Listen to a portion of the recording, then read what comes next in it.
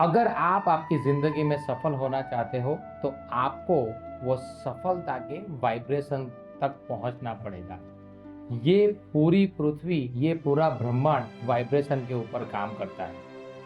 सफलता के भी कुछ अपने वाइब्रेशंस है, सफलता के भी कुछ अपने नियम हैं। और उस नियम को अगर आपने अपना लिया तो आप भी सफल हो सकते हो। आप ये सोचोगे कि सफलता के नियम ऐसा कैसा? ऐसे तो हमने कभी पढ़ा ही नहीं, ऐसा तो हमने कभी सुना ही नहीं। तो दोस्तों, आज एक ऐसी बुक आपके सामने लेके आया हूँ जिस बुक का नाम है seven spiritual laws of success by Deepak Chopra. इतनी छोटी सी किताब है, इतनी छोटी सी पॉकेट बुक, और करीबन मेरे ख्याल से 60 या 70 96 पेजेस की ये किताब है। लेकिन ये ऐसी किताब है जो पूरा का पूरा आपको ट्रांसफॉर्म करके रख सकती है। मेरी ज़िंदगी की टॉप 10 किताबें का अगर लिस्ट बनाए तो उसमें वन ऑफ द बेस्ट किताब ये है, seven spiritual laws of success. दूसरी भी मैं थोड़ी बता दूं, आपको काम आएगी। सेकंड नंबर पे आप पढ़ सकते हो कर्मनो सिद्धांत बाय हीराबाई ठक्कर। फिर दी मैजिक रोंडा बर्न। फिर जोनाथन लिविंगस्टन सीगल सागर पंखी बाय रिचर्ड बार्क। फिर आप पढ़ सकते हो स्वयं में believe in yourself Joseph Murphy. तो ये सारी किताबें ऐसी है कि जो बहुत ही अमेजिंग किताब है। लेकिन मेरी बहुत प्रिय किताब है ये है seven spiritual laws of success. Actually Deepak Chopra जो है ना, वो एक मेडिकल डॉक्टर है और उन्होंने बहुत दिमाग के ऊपर, वाइब्रेशन के ऊपर बहुत काम किया है। और मेरे ख्याल से 100 से भी ज़्यादा किताब वो लिख चुके हैं। और इंडिया के अंदर अगर वो कोई जो स्पिरिचुअलिटी को और सक्सेस को और स्पिरिचुअलिटी को, वाइब्रेशंस को कैसे हमारी लाइफ में काम करते हैं, उनके ऊपर किसी ने अगर प्रकाश डाला है तो वो दीपक चोपड़ा ही है। दीपक चोपड़ा की बाकी बहुत सारी किताबें हैं, एजलेस बॉडी टाइमलेस माइंड, फिर मेटा ह्यूमंस, सेल्फ हीलिंग, फिर जीसस मोहम्मद, फिर ऐसी बहुत सारी उनकी किताबें हैं जो उन्होंने लिखी है। लेकिन अगर बेस्ट किताब उनकी अगर आज तक की अगर देखने जाए तो वो है seven spiritual laws of success. हम आज इसके ऊपर बात करेंगे, उसमें 7 लॉ आएंगे, हम इसके ऊपर बात करेंगे। ओके, सबसे पहले ये बुक के अंदर ये बताया गया है कि लाइफ में अगर आपको सफल होना है ना, तो आपको उस वाइब्रेशन के ऊपर काम करना पड़ेगा। ऐसे 7 लॉ है जो अपनाने पड़ेंगे, जो आपको उस फ्रीक्वेंसी के ऊपर लेके जाएंगे। आप गूगल में जाके फ्रीक्वेंसी चार्ट ऐसा लिख के सर्च करोगे ना, तो एक ऐसा ट्रायंगल शेप का एक फ्रीक्वेंसी चार्ट आएगा, जिसपे नीचे 20 पे है सेम, 30 पे है गिल्ट, 40 पे है ग्रीफ। ऐसा करते करते करते आप क्रोध हो या गिल्ट हो, इस तरीके से ग्राफ आएगा। फिर आप 400 पे लव पे 400 का ग्राफ आएगा, फिर पीस आएगा, फिर एनलाइटनमेंट आएगा। मतलब कि आप अपनी बॉडी के साथ एक फ्रीक्वेंसी को कैरी करते हैं। अब वो फ्रीक्वेंसी जो है, जिस फ्रीक्वेंसी के ऊपर आप काम करते हो, वो फ्रीक्वेंसी आप ब्रह्मांड के अंदर भेजते हो अपने विचारों के द्वारा। अब वो फ्रीक्वेंसी ब्रह्मांड में जाएगी और जब तक उसको कोई रिसीव ना कर ले, तब तक ये विचार, ये फ्रीक्वेंसी घूमती रहेगी। और सेम फ्रीक्वेंसी पे जो बंदा होगा वो फ्रीक्वेंसी को रिसीव करेगा और वो बंदा जाने अनजाने में आपके साथ मिलेगा।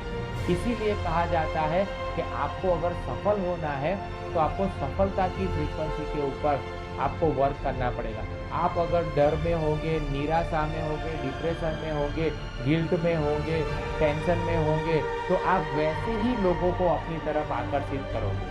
पर स्वामी विवेकानंद ने कर्म योग करके एक किताब लिखी है, इसके अंदर तो उन्होंने इतना क्लैरिटी के साथ लॉ ऑफ अट्रैक्शन और फ्रीक्वेंसी को अगर क्लैरिटी से समझना है तो उस किताब के अंदर भी आपको मिल सकता है, जिसके अंदर उन्होंने ये समझा है कि भाई आपकी फ्रीक्वेंसी ही आपकी सफलता के ऊपर राज करती है। तो वो 7 लॉ कौन से है वो इस बुक के अंदर स्टेप बाय स्टेप बताया है, तो मैं आपको स्टेप बाय स्टेप वो बताता हूँ। देखो, सबसे पहला लॉ है वो है the law of pure potentiality.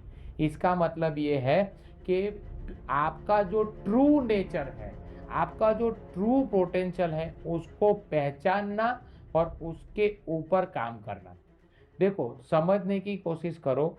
Actually हम हमेशा एक स्टेट ऑफ माइंड में रहते हैं। अब वो state of mind self referral state of mind है या object referral state of mind है। आप अपने आप को पूछो कि आप हमेशा सेल्फ स्टेट में रहते हो कि ऑब्जेक्ट स्टेट में रहते हो। अब आपको इसको एक्सप्लेन करता हूँ। ऑब्जेक्ट स्टेट मतलब क्या है? ऑब्जेक्ट स्टेट मतलब हमेशा आप अपनी सफलता को किसी मटेरियलिस्टिक लाइफ के साथ कनेक्ट करते हो, या फिर आप अपनी सफलता को आपकी सेल्फ के साथ कनेक्ट करते हो। मतलब कि कुछ लोग अपने आप को ऐसा समझते हैं कि भाई मेरी YouTube चैनल पे इतने सब्सक्राइबर है, मेरे पास आईफोन है, मेरे पास गाड़ी है, मेरे पास बंगला है, मैं इतने धंधे चलाता हूँ, मैं इतना पैसे कमाता हूँ, मेरा इतना नाम है, इतनी, ये सब जो है ना वो ऑब्जेक्ट रेफरल स्टेट। जबकि सेल्फ रेफरल स्टेट मतलब क्या आप अपने साथ कनेक्ट हो? क्या आप जब सोने जाते हो तो आराम करने के लिए सोते हो या सुकून के लिए सोते हो?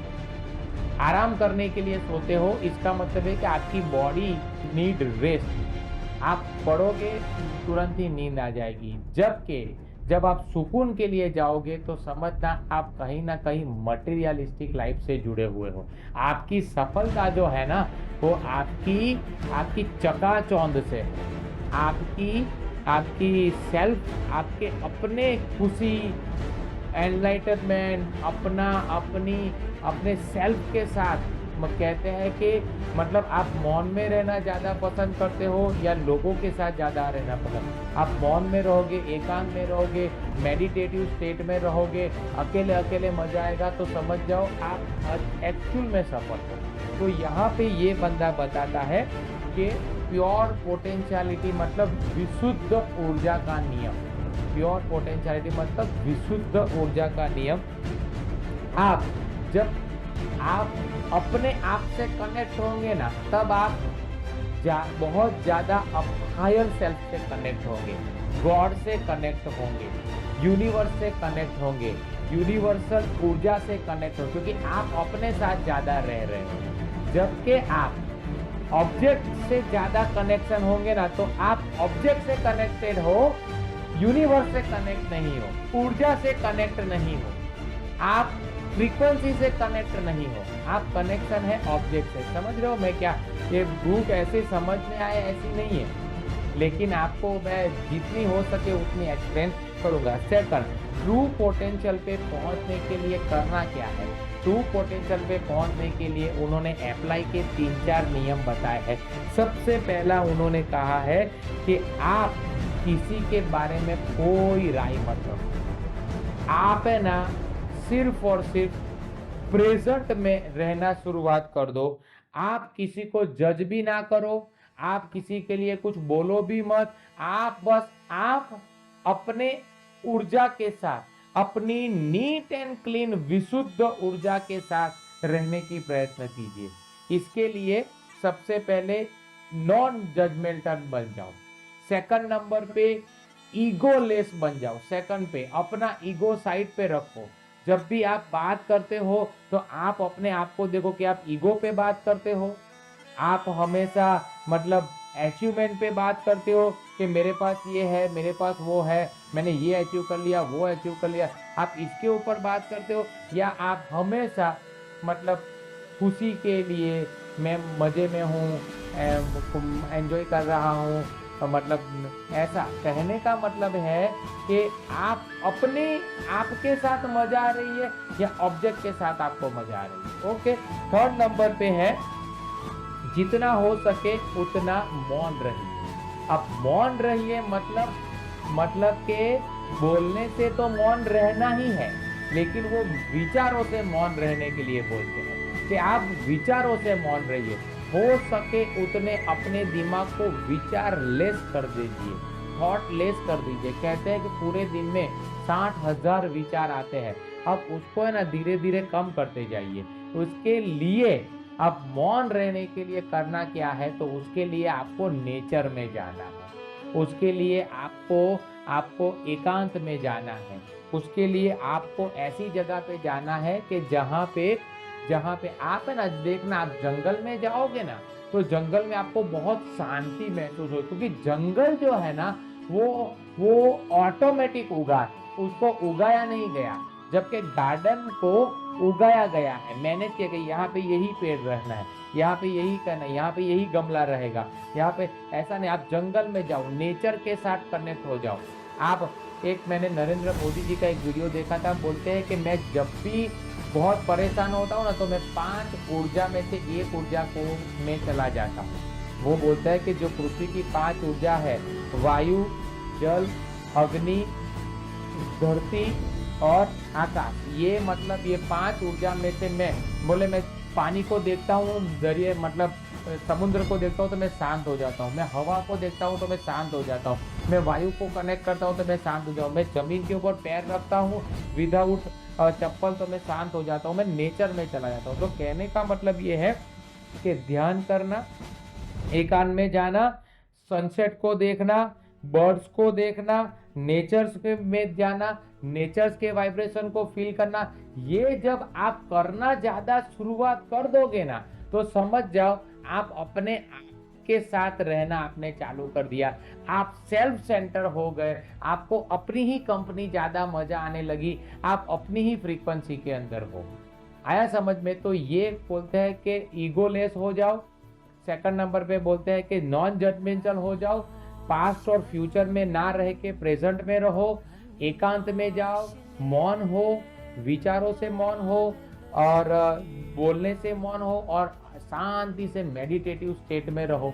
जितना ज्यादा आप ऐसा करोगे उतने ज्यादा आप सफलता के नजदीक पहुंचोगे। मैं बात कर रहा हूँ 7 स्पिरिचुअल लॉस ऑफ सक्सेस। अपने को सफल होना है तो इसके लिए पहला नियम अपनाना है प्योर पोटेंशियलिटी। सेकंड लॉ है वो है लॉ ऑफ गिविंग, मतलब के अर्पण करने का सिद्धांत। ये पूरी दुनिया है ना एक ही सिद्धांत के ऊपर काम करती है कि आप क्या दे रहे हो। ये दुनिया है ना देती नहीं है, ये दुनिया लौटाती है। आपने क्या दिया उसका आपको लौटाएंगे।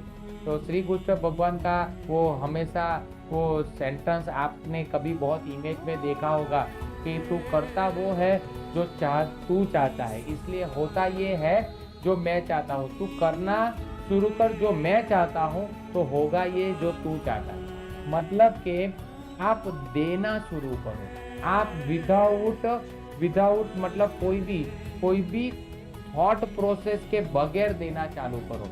मेरे गुरु ने मुझे एक बार कहा था, बहुत जबरदस्त sentence, thought behind the thought is the main thought. Thought behind the thought is the main thought. कि आपका जो थॉट है उसके पीछे का थॉट क्या है, वही इंटेंस जो है ना वही आपका रिजल्ट प्रोड्यूस करेगा। ओके, तो यूनिवर्स का सिद्धांत है कि आप जो देते हो वही आपको वापस मिलता है। प्रेम देते हो तो प्रेम मिलेगा, खुशी देती हो तो खुशी मिलेगा, निंदा देते हो तो निंदा मिलेगा, हेट्रेड देते हो तो हेट्रेड मिलेगा। आप जो देते हो वही आपको मिलेगा। देने के पीछे का इंटेंट जो है वो बहुत मायने रखता है। बांटते वक्त ईगो मत रखो। कहते हैं कि आपको देना जो है ना तो ऐसे नहीं देना है, ऐसे नहीं देना है, ऐसे नहीं देना, ऐसे नहीं देना है, ऐसे देना है, ऐसे। जिस दिन आप ऐसे दोगे ना तो वो सामने वाला उठाएगा, मतलब इसका भी ईगो सेटिस्फाई हो जाएगा और आपका भी ईगो बढ़ेगा नहीं। हम जब ऐसे देते हैं ना तो हमारा ईगो बड़ा हो जाता है, और जिस दिन ईगो बड़ा हुआ मतलब समझ जाओ कि आप सफलता से दूर होते गए। जिंदगी में हमेशा याद रखो कि आप वही आपको मिलेगा जो आप बोओगे। आपने अगर दिया अच्छा है, जमीन जो है जमीन उसके अंदर आप वो क्या बोलते हैं अफीन का पेड़ लगाओगे तो अफीन निकलेगा, और आम का पेड़ लगाओ कि आम निकलेगा। जमीन तो लौटाती ही है। पृथ्वी जो है वो लौटा दी। आप जो बोओगे वो काटोगे, तो बो ही वो जो आपको काटना है। आपको प्यार चाहिए तो प्यार, सफलता चाहिए तो सफलता बांटो। ऐसा कहने का मतलब है कि ये नियम छोटे छोटे हैं लेकिन बहुत काम करते हैं। तीसरा नियम ये है लॉ ऑफ कर्म, कर्म का नियम। मतलब इसको कॉज एंड इफेक्ट भी बोलते हैं, इसको कॉज एंड इफेक्ट बोलते हैं, उसको सोइंग एंड रिपिंग भी बोलते हैं। और ये नियम तो ऐसा है कि जिसके ऊपर मेरा पूरा एक वीडियो ही है, पूरा कर्म के सिद्धांत के ऊपर वीडियो ही है। ये रही कर्म के सिद्धांत की बुक है, कर्म के, इसके ऊपर पूरा मेरा वीडियो है। और ये जो है ना कर्म के सिद्धांत की जो बुक लिखी गई है, वो किसी ने बुक जो है वो उनके वीडियो पे से लिखी गई है। और वो कर्म का सिद्धांत का 30 आवर्स का वीडियो है। एक बंदे ने 5 दिन का सेमिनार लगाया था, उसको बाइफरकेट करके बुक बनाया है, और वो भी बुक का मेरे पास वीडियो है। तो कहने का मतलब कर्म का जो सिद्धांत है ना वो तो बहुत बड़ा है। शॉर्ट में मैं आपको बताऊं तो सोइंग एंड रीपिंग, जो बोओगे वो काटोगे। कर्म का सिद्धांत सिर्फ एक ही सिद्धांत काम करता है कि कर्म के साथ फल का नियम अभंग है। कर्म और फल साथ में ही चलते हैं। आज आपने कर्म किया है, इसका मतलब रिजल्ट मिलेगा ही मिलेगा। आज का आज मिल जाता है, अभी का अभी, तो उसको क्रियमाण कर्म बोलते हैं। और आज का रिजल्ट बाद में मिलता है, उसको प्रारब्ध कर्म बोलते हैं, संचित कर्म बोलते हैं।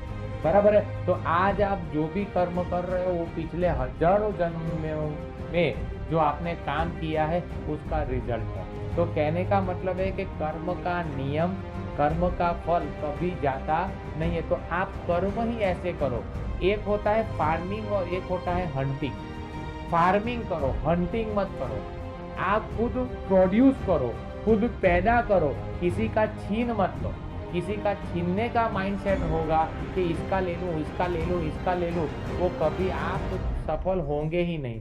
जिंदगी में सफल होने के लिए खुद बोना पड़ता है, नैतिक साथ काम करना पड़ता है, एथिकल प्रैक्टिस करनी पड़ती है।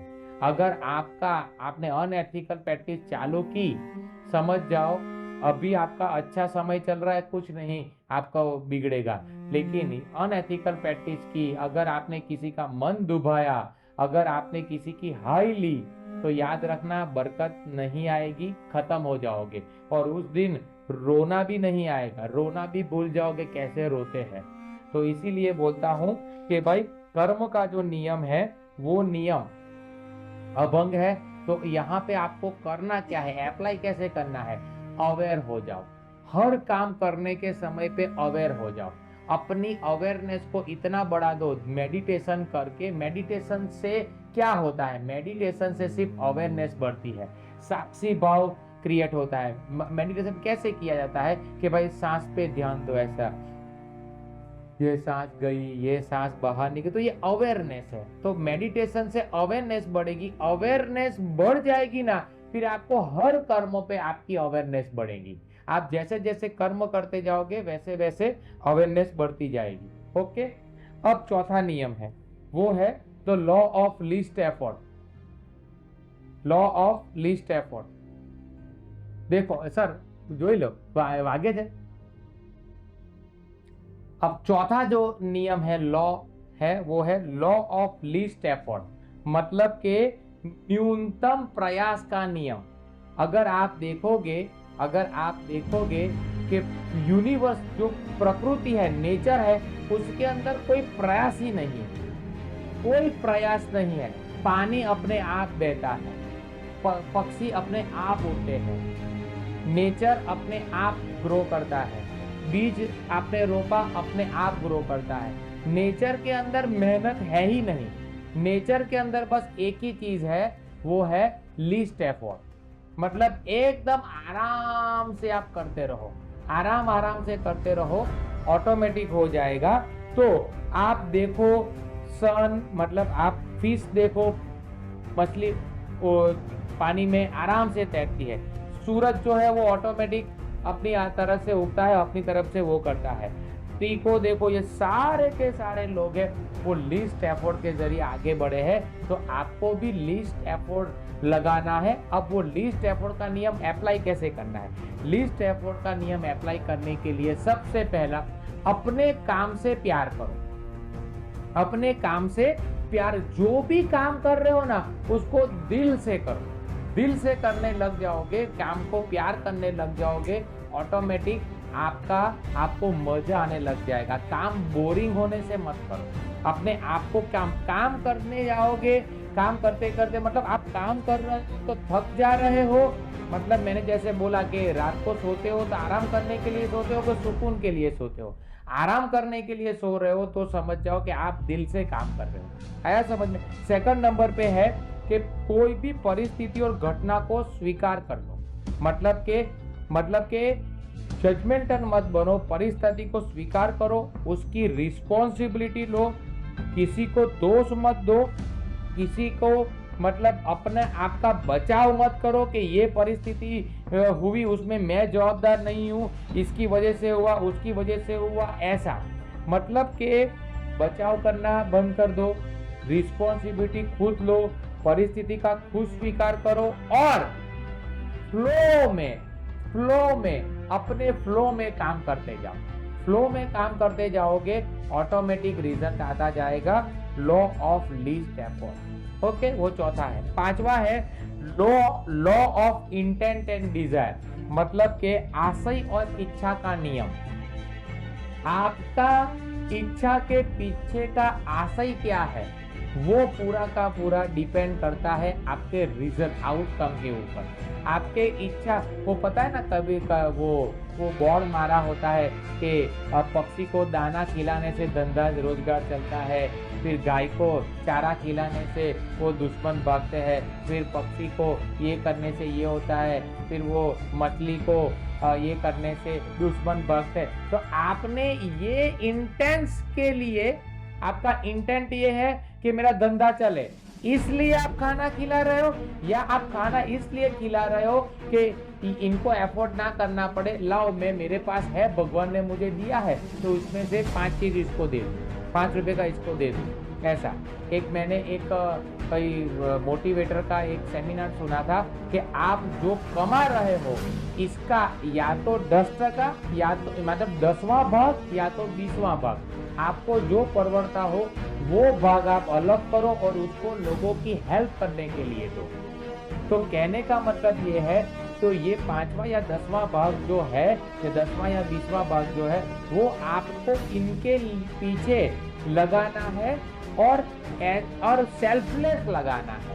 ऐसा नहीं मैंने आपको कहा वैसा कि मुझे दुश्मन भगाने हैं, मुझे देवू कम करना है, मुझे धंधा रोजगार बनाने इसलिए कर रहा हूँ, तो वो डिजायर, वो इंटेंस आपको आगे बढ़ेगा नहीं।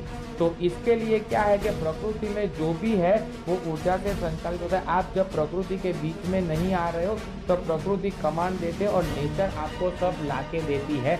मतलब आप यूनिवर्स को एकदम सेल्फलेस होके आपको जो चाहिए वो आप यूनिवर्स को दो, यूनिवर्स आपको रिजल्ट देगा। ओके, पास्ट और फ्यूचर से फ्री हो, अप्लाई करने के लिए पास्ट और फ्यूचर से फ्री हो जाओ, प्रेजेंट में रहो और प्रेजेंट में रह के काम करो और एकदम सेल्फलेस होके काम करो।